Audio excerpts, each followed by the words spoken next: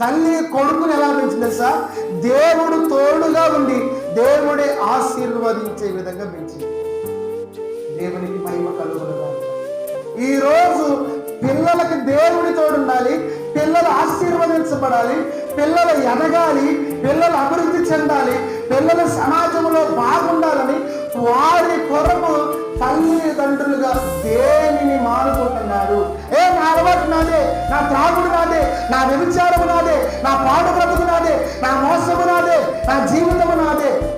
పిల్లల కోసం మార్చుకుందామని ఆలోచన లేదు ఈరోజు తల్లిదండ్రులకు. కానీ ఈ మనోహ భార్య సంసోను తల్లి ఏం రాయబడి తెలుసా? ఆ స్త్రీ సంసోనుని కని సంసోను ఎదిగిన తర్వాత దేవుడు తోడుగా ఉండేటట్లు, దేవుడే ఆశీర్వదించేటట్లు అతనిని పెంచింది.